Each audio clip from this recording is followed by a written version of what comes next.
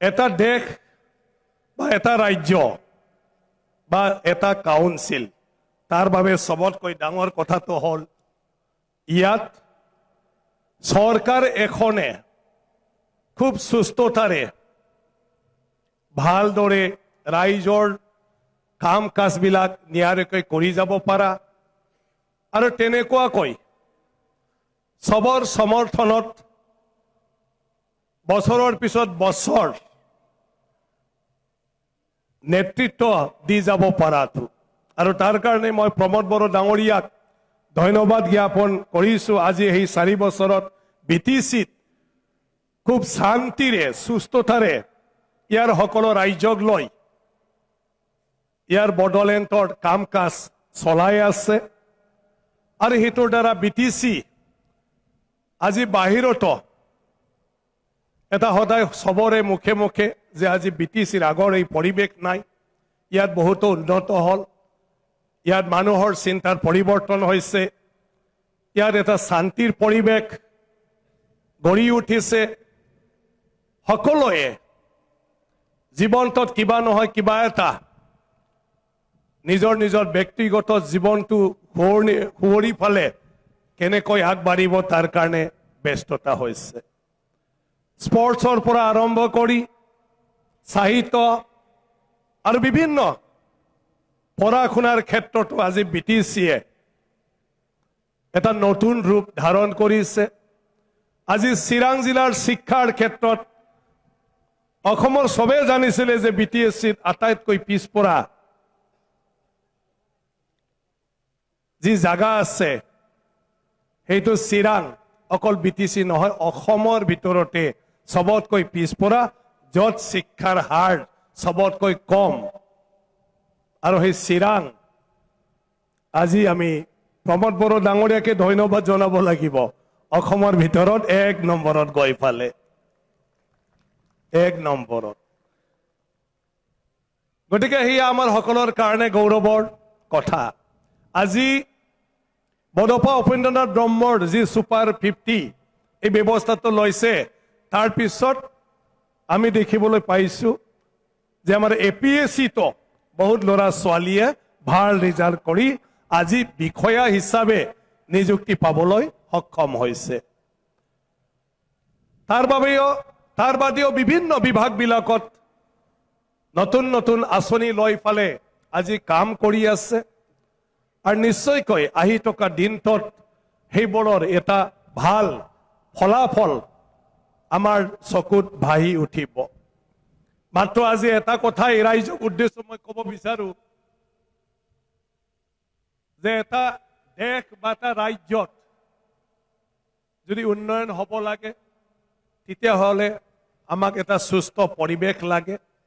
সুস্থ পৰিৱেশ আমি গঠন কৰিব পাৰিলেহে সুস্থভাৱে ভাল ভাল চিন্তা কৰিব পাৰোঁ আৰু ভাল ভাল চিন্তাৰ দ্বাৰা ভাল পৰিকল্পনা ল'ব পাৰে আৰু পৰিকল্পনা যেতিয়া ভাল হ'ব আঁচনি ভাল হ'ব আৰু সেই আঁচনিবিলাক যদি আমি গ্ৰাছৰুট লেভেলত ৰূপায়ণ কৰিব পাৰোঁ তেতিয়াহে এটা দেশ আগবাঢ়ি যাব পাৰে। এয়া অত্যন্ত গুৰুত্বপূৰ্ণ বিষয়। এই ক্ষেত্ৰত আমাৰ চৰকাৰখনক ৰাইজে সহযোগ কৰিব লাগে, ৰাইজে এটা সুস্থ পৰিৱেশ দিব লাগে আৰু ৰাইজেও বিভিন্ন পৰামৰ্শ চৰকাৰক যদি দি থাকে, মই ভাবোঁ আজি 4 বছৰ প্ৰমোদ বড়ো ডাঙৰীয়াৰ নেতৃত্বত যিটো চৰকাৰ সম্পূৰ্ণ কৰাৰ বাবে আমি আজি ইয়াত এটা উৎসৱমুখৰ পৰিৱেশত এই দিনটো উদযাপন কৰিছোঁ। এয়া ভৱিষ্যতলৈকে আমি তেনেকুৱা ধৰণৰ প্ৰত্যেক বছৰে আমাৰ জীৱনটোত আমাৰ সকলোৰে ব্যক্তিগত জীৱনত সফলতাৰ বাবে আমি এনেকুৱা ধৰণৰ এদিন বিশেষভাৱে উদযাপন কৰিব পাৰিব। মই দীঘলীয়া বক্তব্য ৰাখিব খোজা নাই। আজি যিবোৰ বিটিচিৰ মূল সমস্যা আছে এই সমস্যাক প্ৰমোদ বড়ো ডাঙৰীয়াৰ নেতৃত্বত আমাৰ চৰকাৰে এটাৰ পিছত এটা লাগি আছে আৰু সেইটোৰ দ্বাৰা বহুখিনি সমস্যা আজি সমাধানৰ পথত আগবাঢ়ি গৈ আছে। কিছুমান সমস্যাবিলাক সমাধান হৈছে, কিছুমান অলৰেডি সমাধানৰ পথত আগবাঢ়ি গৈ আছে। আজি মাটি বাৰীৰ সমস্যাক লৈ ফালে যেটো এটা জ্বলন্ত সমস্যা হিচাপে বিটিচিত উঠি পৰি মানে এটা গৰম পৰিৱেশ সৃষ্টি হৈছিলে, আজি তাতো কিছু মেকানিজম উলিয়াই ফালে বহুতকে মাটি পট্টা মানে দিয়াৰ কথা আমি সকলোৱে গম পাইছো। সেইদিনা বিটিচিৰ বিধানসভাত 2 লাখতকৈ বেছি লোকক মাটি পট্টা দিয়াৰ তথ্য দাঙি ধৰিছে। আৰু এতিয়া বসুন্ধৰাৰ বা বৈশ্যমতী যেটো মিছন আছে তাৰ দ্বাৰাও বিভিন্ন যিবোৰ আমাৰ মানে মাটি এলটমেন্ট দিবলগীয়া আছে সেই কামবিলাক এতিয়া দ্ৰুত গতিত আগবাঢ়ি গৈছে। গতিকে মই ভাবো এই স্পিৰিটত আৰু এইটো স্পিডত আমি যদি কাম কৰি যাই থাকো তেতিয়া এটাৰ পিছত এটা আমাৰ সমস্যাবিলাক সমাধান হ'ব। বিটিচি বহু বছৰ এই অঞ্চলৰ উন্নয়নৰ বাবে আন্দোলনৰ মাজেদি দিনবিলাক অতিবাহিত হৈছিলে। গতিকে বিভিন্ন সমস্যাবিলাকে যদিও আমি বিভিন্ন সময়ত হাতত লৈ আহিছো সম্পূৰ্ণ এটা ৰূপ দিব পৰা নাছিল। আজিও সেই সমস্যাবিলাক সমাধান হৈ যোৱা নাই। তাৰ কাৰণে এই সমস্যাটো সমাধান কৰাটো ইমান সহজ নহয়, একেবাৰতে আমি সমাধান কৰিব নোৱাৰো। এতিয়া কিন্তু বিটিচিত 2020 চনৰ যি শান্তি চুক্তি হল, এই চুক্তিৰ পিছত এটা পৰিৱেশ বিটিচিত আহি পৰিল। গতিকে এতিয়া আমি সবে মিলি ফালে চৰকাৰ আৰু বিটিচিৰ জনগণ আমাৰ মূল সমস্যাক আমি এতিয়া আইডেন্টিফাই কৰিব লাগে, চিনাক্ত কৰিব লাগে।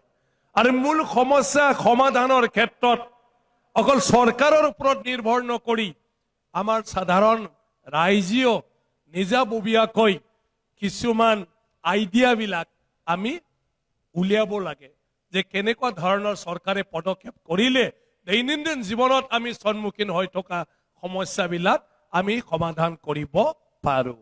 এই কথাটো আমাৰ ৰাইজৰ পৰাও চৰকাৰক আমি সদায় এডভাইস দিব লাগিব, পৰামৰ্শ দিব লাগিব। আৰু চৰকাৰ আৰু ৰাইজৰ এই পৰামৰ্শবিলাক পালে এটা ইয়াৰ সমাধানৰ কাৰণে সিদ্ধান্ত লোৱাত সহজ হয়। গতিকে তেনেকুৱা আমি আগবাঢ়ি যাব লাগিলে আৰু বেছি ভাল হ'ব। ভাৰত চৰকাৰ, অসম চৰকাৰ যিমান পাৰে বিটিচিক সহায় কৰি আছে।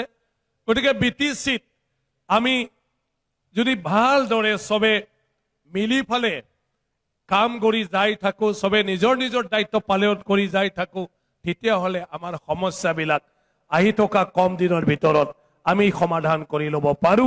অন্য জাগাৰ নিচিনা বিটিচি বাসীৰ ৰাইজেও আমি বিভিন্ন দিশত আগবাঢ়ি যাব পাৰিম আৰু এয়া নিশ্চয় আমাৰ সম্ভৱ হ'ব।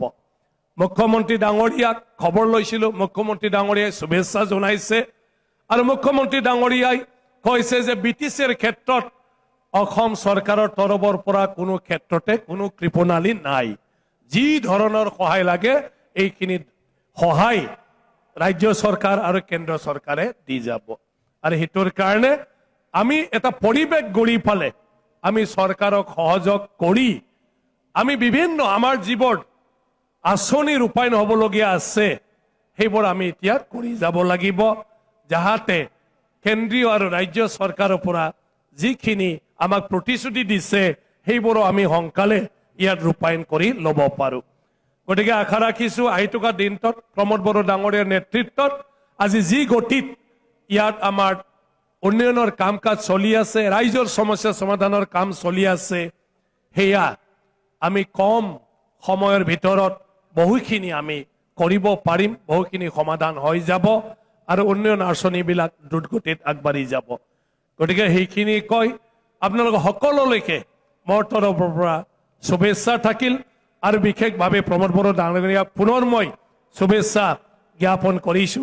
তেখেতে সফলভাৱে এই বিটিচিত এই 4 বছৰ ইমান জটিলতাৰ মাজতো তেওঁ যে শান্তিৰে তেওঁৰ যেটো দায়িত্ব সেই দায়িত্বক তেওঁ পালন কৰিলে আৰু খুব গৌৰৱেৰে বিটিচিবাসী ৰাইজক লৈ তেওঁৰ 4 বছৰীয়া সম্পূৰ্ণ কৰিলে।